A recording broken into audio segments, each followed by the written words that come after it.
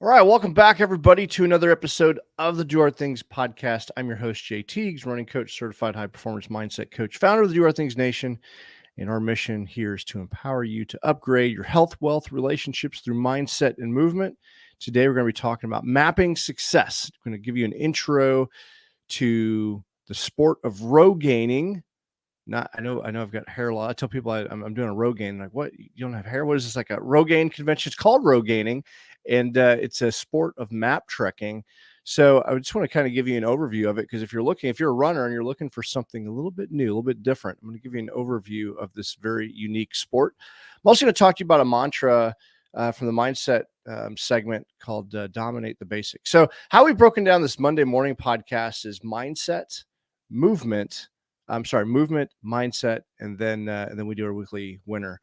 Unfortunately, Angie is not here this morning. She has lost her power. She thinks it might be due to some squirrel or something like that. And so unfortunately, she's not going to make it here this morning. And first world problems, right? Not having power is an incredible inconvenience. I've been dealing with not having internet this week. They've been doing updates in my neighborhood, in my other house in Waynesville. So I'm back here in Columbia, and but I hadn't had internet all week. And it's just been such an inconvenience, and I found myself getting frustrated with it. But then I just realized that, you know what, it's just an inconvenience, and we worked around it. But anyway, this episode is sponsored by the Do Our Things Nation. So go to www.dohardthingsnation.com if you want to learn about the community. And we have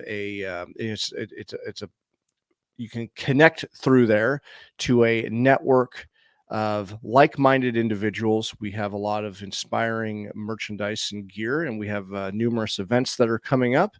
And so if you can navigate life alone, but it's great to be connected with other like-minded people. If you'd like to learn more about that, go to doorthingsnation.com.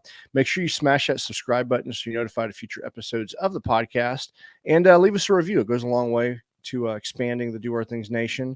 And if you found some value in this episode, we'd love to hear back from you. If there's a topic you'd love for us to talk about. We had a couple topics come in last week that I'm working on from people that are listening to the show, and they're like, "Hey, what perspective do you have on this topic?" Or, could you do a show on that? So they mean a lot. Reach out to us directly. You can connect through us through doorthingsnation.com, or if you're connected with me on social media, just shoot me a DM.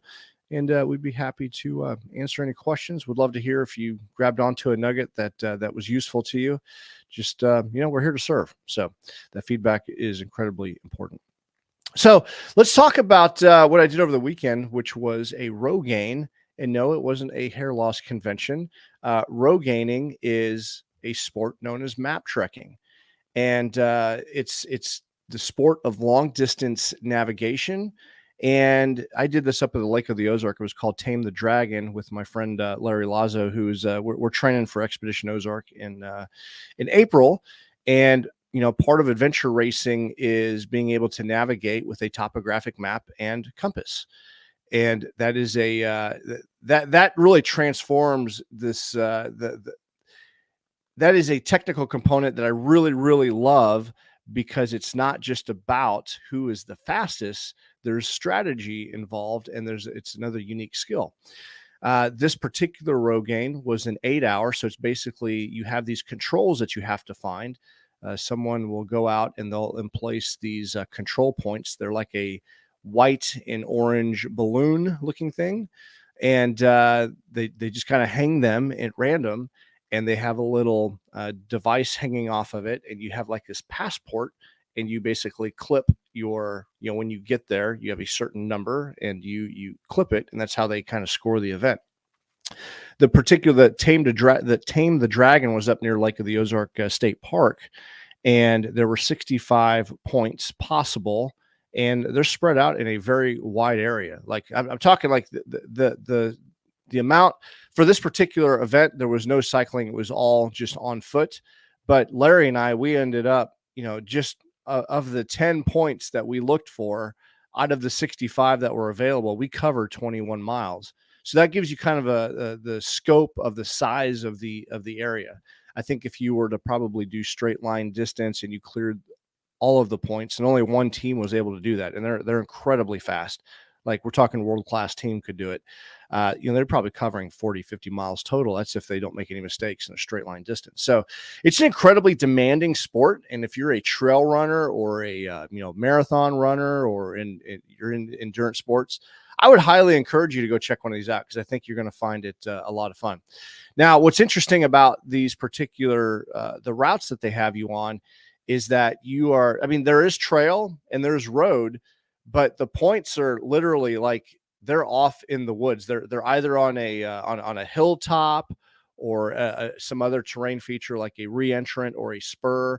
Uh, they'll give you a clue sheet where these are, but they're literally like out in the middle of the woods. So you'll have to break from the trail to trek to that location.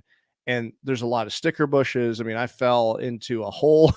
Both feet fell into like this hole. I don't know if it was like a little dugout for a fox or something like that.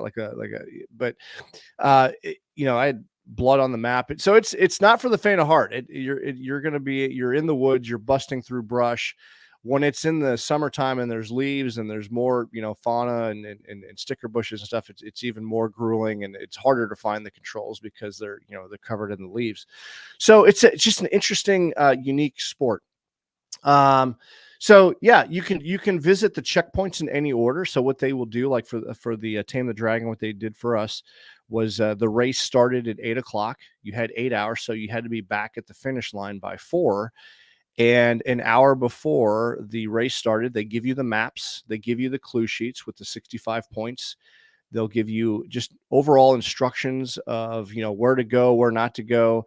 The map will include the boundaries.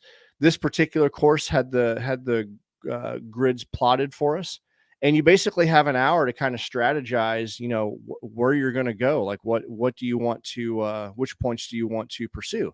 Now, the points based off distance, they had different values.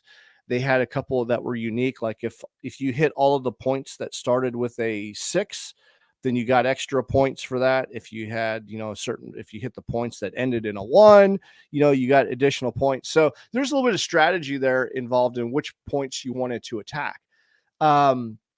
We chose to go in a counterclockwise motion and hit the points from point to point to point. And you do have to make some decision points, because you have to look at the clock and determine, at what certain points are you going to deviate and try to get that extra point. Because if you don't make it back to they call them a hash house in orienteering, but the start of the race where you check in, then you get severely deducted serious points. So you've got to make it back, because if not, you're gonna lose tremendously on the amount of points that you've gained. So you have to make decision points, and you kind of have to do a good job of determining how far out and what the best path is back. So the entire day is a day of trying to figure out where you're at, where you're going, and try to have a smooth land navigation so you get as many points as possible. And then you got to figure out, the strategy of the decision points of, do I go and attack that next point, or do I need to go ahead and kind of make it back? And so I love it because it's challenging like a trail run, but it's mentally challenging. And I also love the fact that you get to work in a team. Now, if you do a short Rogaine, for this particular one that we did, Tame the Dragon, you could actually go solo if you wanted to, but there were also teams of 2 up to 4, I believe. And having a teammate is great, because it's the strategy of being able to talk through, how you're going to attack a certain point, and just having that accountability and motivation is just a lot of fun. So Larry is a great teamwork, and there are times where we had a couple points that weren't as easy as some of the other points. The points that had a higher point value, some points are pretty easy. They might be at an intersection of a road and a trail, and they're really easy to navigate, and you can walk right up on them. But there are other ones where you might have to do dead reckoning, where you might have to actually shoot an azimuth, and you'll have to do a pace count. What that means is you'll have to determine the distance from a known point. You shoot an azimuth from a known point to where you believe the control is, and then you'll have to step off. Like our pace count would be for every 100. Like my pace count for every 100 meters, it's 55 steps. and the point might be 850 meters away. So I basically step off, count 55 paces on this specific azimuth, and it should take us right to this particular point. So it doesn't always work out that way, because if you're not at the known point when you shoot that, you're going to be off. And we had one particular point, it was point number 64, that we had to attack it from 4 different points, because we basically got off the map a little bit. And sometimes the map, here's what we noticed, that some of these maps are really old. Like the maps that we had could have been made in like the 70s. And so it's frustrating, because sometimes you're looking at the map and there's a road, or there should be like a clearing or some other type of feature. It's just no longer there anymore. And so you might think that you're in the right spot, but you're not. And that causes a little bit of frustration, because what happens is you can ultimately get lost. There's a couple of points during this race that we were like, man, we don't know where we're at. And we've got to like look at the terrain and try to figure out a known point so we can reshoot and reattack the point. And when you're navigating like, terrain of like the Ozarks, like it's the little contour lines on the map, every one of those lines, has a graphic representation of elevation. And I mean, there are times that we're on our hands and knees trying to, climb up some of these hills. So it's when you make a mistake like that, it can be frustrating, because you're just burning through a lot of energy trying to get to that control. So bottom line is a Rogaine is a map trekking orienteering. They give you map and compass, no GPS allowed, and you have a certain amount of time to hit as many controls as possible. And you've got to get to the checkpoints as quickly as you can and make it back to the start. You got to stay together with your teammates. So, you can't be like really far apart. Like one teammate is looking for another point while you're looking for one. That's not allowed. You can't do that. Some of these Rogaines, the one that we did was 8 hours, but they can be up to 24 hours. And yeah, you can allocate your time and do, whatever you choose within that 8 hours. The point is to get to as many controls as you can and make it back to the start. Oftentimes, like when I do an adventure race, they might give us a few different types of maps. For this one Rogaine, we only had one map. So the maps can be, I mean, they can be pretty sporadic in what they give you. And then they're going to give you a clue sheet that has a description of what you're looking for, like where you could find the control. So sometimes there's symbols, sometimes it's just a word description, like it might say reentrant or a spur or a hilltop or depression or intersection, and that's what you're looking for when you're on the terrain. You got to be self-sufficient. You got to be able to take they might have some water at some of the stations, but for the most part you're basically out there on your own. And so you got to bring your own food, you got to bring your own gear. Might need to bring some extra cold weather clothing. We're training for the expedition, so we brought all the gear that we're going to be taking with us. So I mean, I had a backpack probably weighed about 25-30 pounds. It was actually kind of heavy, especially with all the water that I was carrying and everything else. So what else do you need to know about Rogaining? I mean, the best way to get started, because it's very intimidating for a lot of people, because like, I don't know how to read a map and compass. I haven't done it. I mean, I was exposed to doing that from my training in the military. There are orienteering clubs. So I'm here in Missouri, and they have the St. Louis Orienteering Club, and they'll do a meetup once a month where they have these smaller meets. Like the one that we did today was 8 hours, so it was pretty big. Yeah, no phones, no GPS. I know that makes it more difficult, right? But it's actually not as difficult. It can feel daunting, but it's not as difficult as it may seem. And I tell you what, when you are able to read a map and compass and you can actually really read terrain, it's just a really unique skill. It's very handy when it comes to doing a triathlon or a bike race where it's not even recommended, because you can kind of look at the terrain ahead of time, and it just makes you more familiar with the amount of energy that you're going to burn and how to navigate and tackle that particular race. But anyway, what was I saying? Okay, where can you get training on this? How to do this?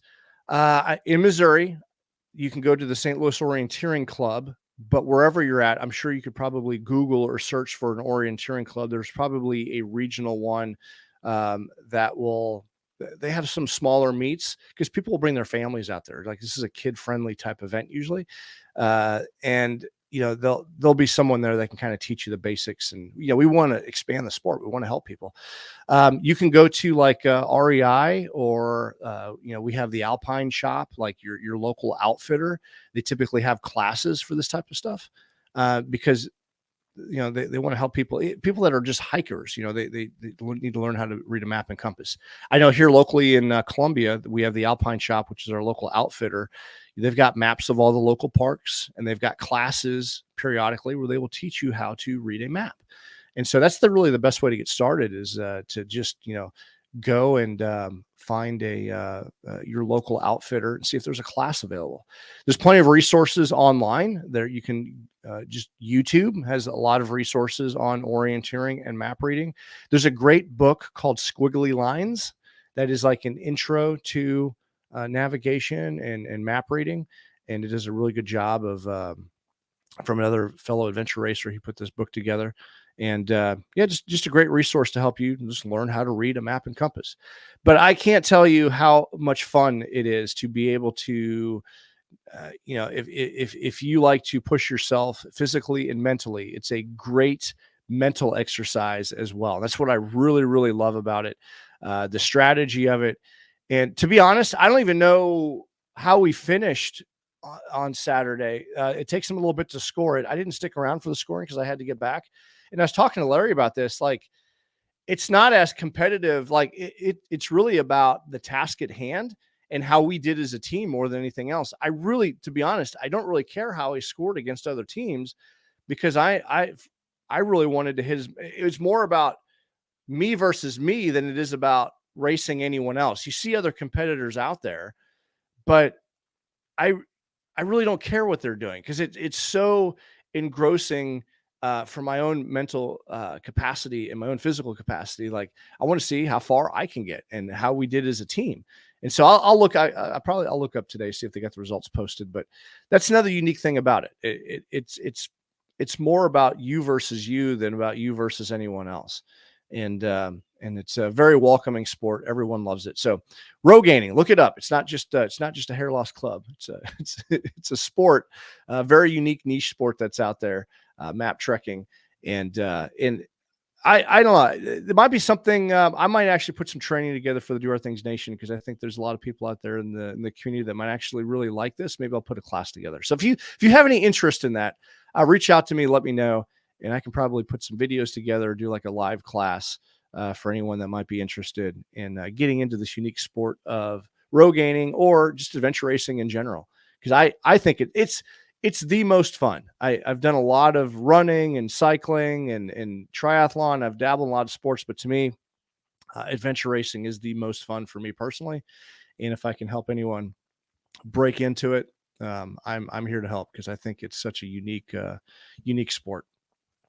All right, so that's just a basic overview and intro into what Rogaining is. I want to transition now over to the mindset segment here. And when I was in the 94th Engineer Battalion, I had a battalion commander by the name of Sam Volkman, who was just some leaders in your military career just really inspire you. And I was really inspired by Sam. He was a runner himself. He was like a 220 marathon runner. So 2 hours. He was fast. And his mantra was dominate the basics. And that was, when you stand in formation and they call attention, dominate the basics. That was like the running thing of what we said.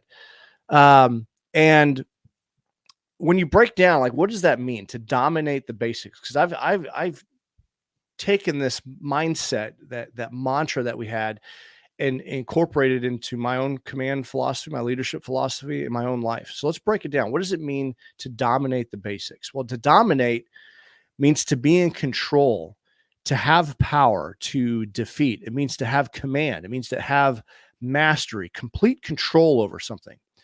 Dominate is related to the word domain, meaning home. And when you're the master of your home, you're in complete control over it. You have dominion over it. That's what it means to dominate. The basics are the essential facts or principles of any subject or skill. It's the simplest and most important elements, ideas, and things that are connected to something. Basic also means simple and not complicated. Simple and not complicated. I want to highlight that because sometimes we're looking for the sexy thing, the thing that's complicated because it's the most exciting, but the basics are the fundamentals. It's being able to, provide the very elements, the most significant aspects of something. And the basics means to be able to provide the base or the starting point which something can develop. So you have to have a foundation to build upon. So that's what it means. Dominate the basics. So to have complete control and mastery over the very simplest of things. And dominating the basics is dominating the very, very basics of something. When it came to the military, there were 4 systems that we typically operated in. And what I've noticed, that what I learned in leadership is that, at any one time during the week, we were doing one of these 4 things in the Army. We were doing administrative tasks. We were doing maintenance tasks, maintaining our equipment. We were doing training, or we were doing supply activities. So you were doing one of those 4 activities. An arm from the admin would be legal for those that are familiar with that. That's a whole different thing. But you were always doing something in one of those areas. Now, everyone really, really loved the training. That's where the sexy stuff was, right? That's where, and people wanted to do like really high speed training. And they would shortcut some of the other things that were not as exciting, like maintaining your vehicles or doing, your supply activities, or, doing your layouts or replacing equipment. The training was where it's at. And it's where everyone, you could off balance your time by spending too much time focusing on the stuff that's exciting. But you have to dominate those other basic things that you need to do. And from a leadership perspective, when he outlined that really, really helped me understand where I was spending my time and how I was, spending my time, basically managing time for my subordinates as well, because everyone tends to focus on the most exciting aspects of whatever it is that they're doing. And even when it came down to doing training, people wanted to do the really high speed training. They wanted to, they want to incorporate the helicopters and the vehicles and, do these complex maneuvers, but we weren't as good as some of the basic fundamentals as we needed to be. And the whole point of dominating the basics is making sure that you are really, really good at the very basics of soldiering. And that will enable you to be really good at, more complex tasks. So how does this translate to your personal life? Well, I think there are 4 lines of efforts in your day-to-day life. The 4 fundamental areas that you're operating in is your health and wellness. You're always doing something to manage your energy, good or bad. But you're doing something. Your affluence and wealth. You're building wealth. You're creating money. Your relationships, you're constantly engaged in relationships, and then your ability to develop, to upskill, to train and learn. You're doing one of those 4 things at any one time, and understanding what it is, the basics of those will enable you to amplify your life. So how do you dominate those? I want to share with you a little framework that I learned from the military, called B.A.S.I.C.S. And we use acronyms a lot, basics, right? So there's all sorts of acronyms, but B.A.S.I.C. that will help you dominate the basics and just day-to-day life. This is like a day-to-day thing. So the first one, be on time. Don't be late. Be on time, come prepared. You know that person that's habitually late? They're on island time or whatever, they might coin it something, but they're just completely late all the time. Some societies just completely operate that way. Now, we as Americans, we tend to be very prompt, but the point is, especially from a military perspective, don't be late. Don't come unprepared. Did you not bring pen and paper for the meeting? And, don't show up on time, be a few minutes early. Don't disrespect everyone else by being a few minutes late. You know, that person that's habitually late, it's so disrespectful, especially when you're someone that values time. And if you're listening to this, you have a growth mindset, you value time tremendously because you know it's an incredibly important resource. So don't be that person that's late. If you're going to be late, make sure you call ahead and let them know you're going to be late, because it does happen from time to time. But don't be late. That's what the B stands for. A stands for actually there. Like, when you're there, be present. Don't just be physically there. Have your head in the game. You're not there scrolling on your social media. You're not in the cloud thinking about, Travis Kelce and Taylor Swift. You're there. You're physically present. You're in the game. Like, so when you're there, be there. Whatever it is for you, whether it's a work task or with your kids, but be focused, be present, be there. The S stands for serve. Be of use, be of value, and contribute. Contribute something greater than yourself. Serve the team and not your ego. Serve your team and not your ego. Humans are designed to create and be of service to others. So give more than you take. Give more than you take. So that's S. Serve. Be there. Be of service. Be of use. Don't be a burden on other people. All right. I. In the right uniform. There's three things dominating in the military. If you want to just be successful, just the right place, location, and uniform, right? Be in the right place, in the right uniform, ready to work. And your personal appearance and being prepared to operate in the operational environment you find yourself in is incredibly important. Read the room and be appropriate. And a lot of people are like, especially as I've transitioned into the business realm, people bemoan, like, I got to wear a tie to this thing. Yeah, shut the hell up and wear the tie. Everyone else in the room is wearing a tie. It's not about your ego. Just shut up and wear the damn tie. Don't complain. Don't make it about you. That's just the environment that you have to operate in, right? And so have the right gear, have the right equipment. Don't be a burden on other people because you didn't show up prepared. Be in the right uniform, read the room, and what do you look like? You look like everyone else. You're going to be able to extend more influence if you're not looking, not standing outside. Read the room, be appropriate, be in the right uniform, have the right gear and equipment that you need. C is for competence. And this is the most important aspect of mastering the basics. So whatever your vocation, you must be abreast of the latest information and be mentally prepared, be competent. That competent will improve your confidence in anything. Whatever your vocation, understand the skills that you must master, study hard, practice, and rehearse. To be a chef, you got to learn how the basics of being a cook. That's really what dominating the basics means. It means mastering the fundamentals before you do the advanced stuff. It's being a cook before you're a chef. Having competence, understanding what the fundamentals are and what it means to have competence is understanding your craft. So know what that is and lean in on it. Don't avoid it. All right, S. S is security. So when patrolling, you don't eat or sleep until the perimeter is secure, right? So this kind of goes back into how does it, I'm not in the Army, Jay. So what are you talking about patrolling? I'm not doing that. Well, you got to protect yourself. You got to rely on yourself in life. Be physically and mentally and financially prepared for anything. Know how to defend yourself and your family. Know how to do basic first aid. Get your house in order. When something happens, you are not a burden on someone else. You're not going to be a victim. So it's just being able to secure yourself. You cannot just rely on the police. I love the police, but by the time they get there, it's oftentimes too late. So do you know how to defend yourself? If there's an emergency, can you conduct first aid? Can you be financially prepared for an emergency where you're not relying on someone else? So it's your own individual security and whatever that it means for you, being able to protect you and your house. And there's a variety of different aspects of this, but it's not, it's like, when the pandemic hit, right? Are you one of the people freaking out because you don't have enough food and you don't have toilet paper? Or do you just handle your business? Do you just, go about it? And are you already prepared and making preparations? Are you there to help others, or are you in freak out mode, right? It's really ultimately being secure in yourself.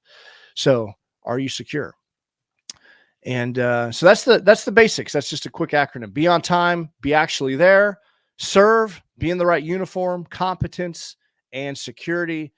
Those are some basics that transcend life. That's just basic day-to-day life disciplines that are really good for you. And where people go wrong is they want to take shortcuts. They want to do the fancy stuff. They want to, they overcomplicate things. Or they're, yeah, I got that. And they know everything. And so they don't take time to really appreciate the fundamentals. But slow is smooth and smooth is fast. And if you know the basics and fundamentals in anything, then you take that mantra, dominating the basics, and you're going to be incredibly smooth in whatever it is that you do. The slight edge difference between those who achieve at the highest levels versus everyone else being able to do is being able to do routine things well, routinely well. Do the routine things routinely well.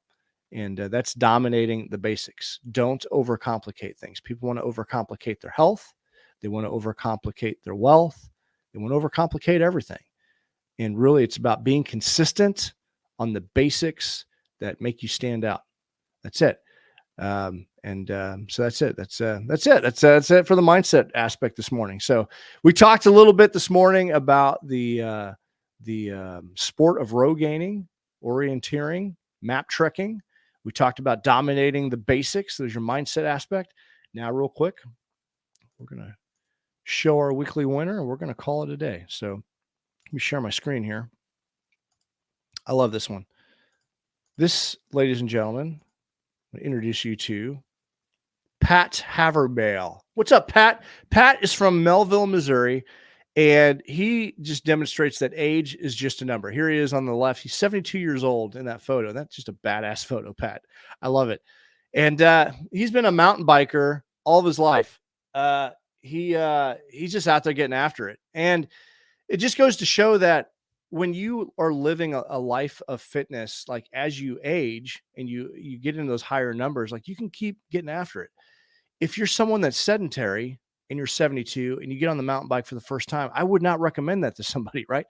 But here's a man who's fully competent and physically capable and able, and here he is in his 70s still getting after it. So Pat, for just inspiring all of us just to continue to get after it, man, we're going to send you a Do Hard Things shirt.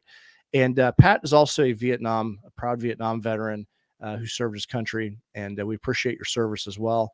And Pat, for just being a role model, for being out there getting after it, and inspiring all of us to be a little bit better. We're going to send you a Do Hard Things shirt, so we appreciate you, Pat. All right, and that's pretty much it for today. Unfortunately, Angie couldn't be here, but we know what Angie would say, right? Make sure that you go out there and you make someone smile. If you want kindness in the world, and the world really needs it, put it there yourself. It starts with putting it there yourself, and that could be just holding a door for someone. That could be, buying someone a cup of coffee. It could just be saying something nice to someone you know, someone you don't know. But just have it on your mental dashboard to go out there and do an act of kindness to someone today. Be kind to yourself while you're at it. Be kind to yourself. And that's it. In the meantime, keep doing hard things, and we will see you guys in the next episode.